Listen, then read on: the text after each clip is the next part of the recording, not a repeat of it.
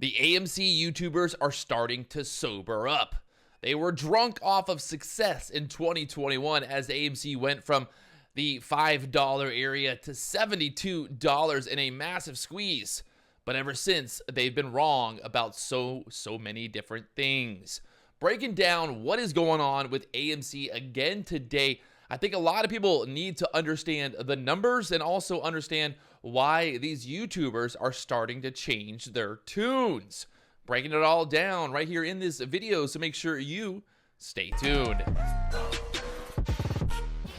What's going on, guys? Patrick here. Today I decided to comb my hair, or at least push it over to this side.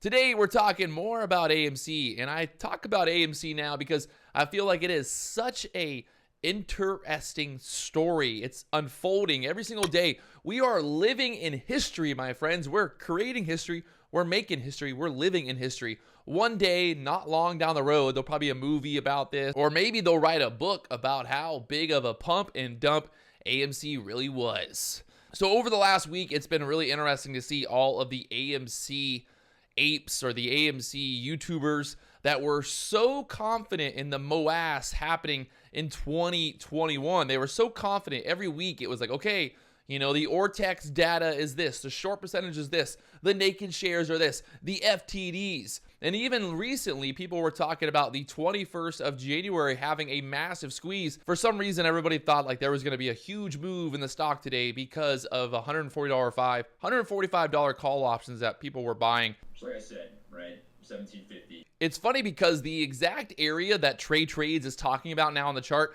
I talked about back, like 3 or 4 or 5 months ago when the price of AMC was $50, $40. And I said that, hey, there was a very good chance that AMC could touch down to the $15 level. Today, we touched down to 17. The low was $16.22. And remember, I made the videos here on YouTube, and so many people made fun of me. So many people said I was an idiot. So many people said that it was impossible, that AMC would never go that low, that AMC would not break below $30. And it's funny now because everyone's creating more and more reasons on why this is happening. You know, oh, it's because of this manipulation. It's because of this. Guys, at the end of the day, the stock is starting to actually come into its own, right? People are starting to figure out like AMC is actually not a good business to invest in. I've been trying to create entertainment value. It's funny because now Trey'S is no longer, wanting to focus on the stock anymore. He's just trying to create entertainment value for you guys. And it went from, oh, this is the overall idea. We're charting this out. Look at this beautiful bullish setup. Look at these lines on the chart. He had so many reasons to why AMC would go up for so long. And now it's changing the tune of, oh, now we're going to just be, about the entertainment. I'm going to entertain you guys because, well, there's a chance that AMC might never actually go up again. So the whole tune has been changing. And it's also funny because in this video, Trey'S talks about how AMC is starting to get back to a fundamental value.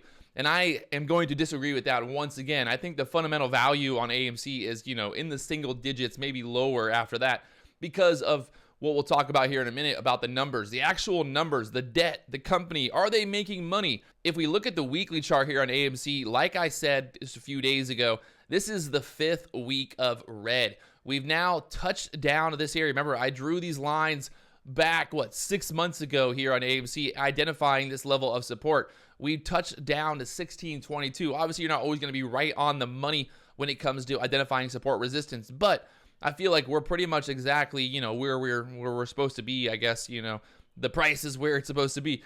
But it's really funny because now, like I said, everyone's changing their tunes because in hindsight, everybody said, oh, AMC would not drop below this level. We'd bounce here and then we squeeze to $1,000. And well, here we are today, AMC down to $17.27. And it's even more funny because everyone's been commenting on my videos for the last week saying, I'm going to keep buying. So if you kept buying and buying and buying, well, you're losing and you're losing and you're losing. Okay, so that sounds like a very bad investment strategy here.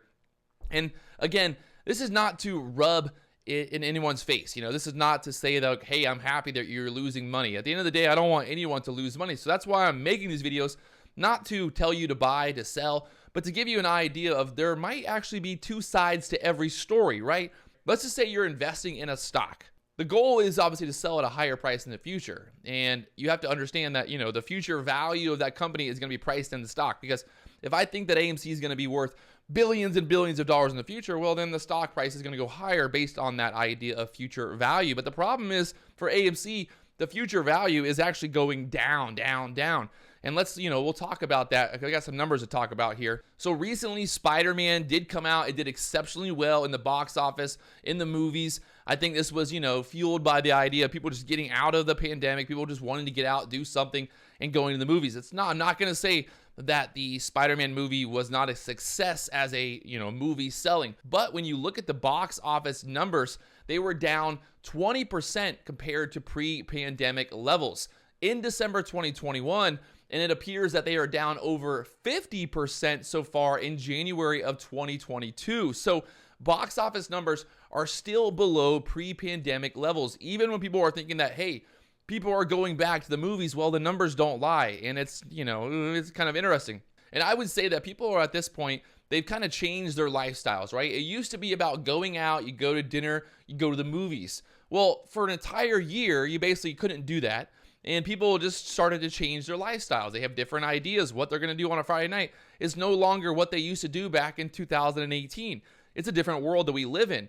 Now, AMC does have cash on hand right now, but at some point, they're going to need to either sell more shares or sell bonds. They've got to do something to raise more cash going forward, because if you look at their financials, the company has been bleeding out cash for the last 10 years. They've had a few years where they've kind of barely broke even. But in general, you look at their debt, you look at what they've done with their investments. They've made very, very poor capital allocation for investments. They've made very, very poor, I would say, acquisitions with some other movie chains and things like that.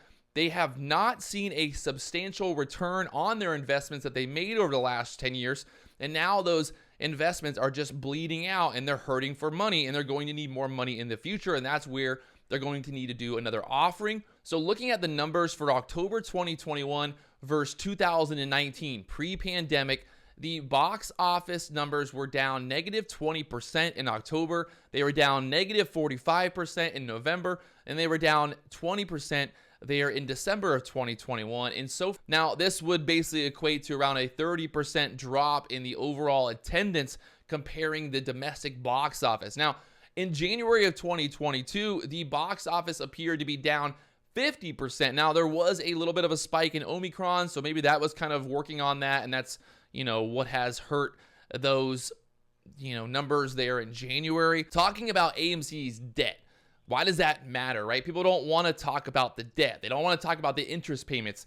AMC is having to pay around $200 million per year in interest payments, in interest costs. If it's able to refinance some of its loans that are due in 2023, it would save them some money. The biggest long-term challenge for AMC, though, is the $1.5 billion in cash second lien subordinate notes that are due in 2026. These notes are currently yielding 11% to maturity, and it would probably take a significant improvement in AMC's business for refinancing these notes to become a viable option. Otherwise, AMC will need to be allowed to issue more equity by doing the offerings and trying to raise cash to pay for all of those interests on those debts that they have. So that's the issue here. The company is not making enough money to pay off the interest on the loans that will come due at some point, especially if the company starts to lose more and more money, the box office numbers go down. The more and more that AMC's share price goes down in value,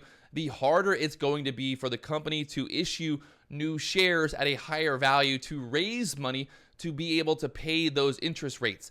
Guys, at the end of the day, the company is hurting, right? They're in a bad financial spot. In the long term, AMC will not exist because of so many different reasons, with overall debt, with the idea of their properties, with the idea of box office numbers being down. You got to think, the company wasn't making profit back when they had high numbers in 2019. They did not. So now with lower attendance, how are they able to? So now with even lower attendance than they did. So now with lower attendance than they had, 10 years ago, how are they able? So now with lower attendance, how is AMC going to pay that debt going into the future. They're going to have to dilute the shareholders, and they're going to have to do it fast while the value of the company is still, at $15 to $16. So the overall idea here is that it's not good news, right? AMC's got a lot of debt. They've got box office numbers not anywhere near pre-pandemic levels, and they've got to service that debt moving forward in the future. If the price of the stock continues to go lower, it's going to make it harder and harder to do that, and it's going to go to a point where they're going to be back on the brink of bankruptcy. They were on the brink of bankruptcy back there at the beginning of 2021 after a pandemic, and well, they're going to have to figure something out. They're going to either have to start closing some of their they're going to either have to start closing some of the movie theaters. They're going to have to actually make some type of move here. And I know the shareholders believe that AMC has a bright future, but the problem is they are at a point now where they have so much debt and they have to make the interest payments on those debt. So if they're not making tons and tons of profit, they can't pay that interest, and they're going to have issues going forward. So that's the real story about AMC. Everybody just wants to talk about the MOAS, but nobody wants to talk about what's actually going on with this movie chain.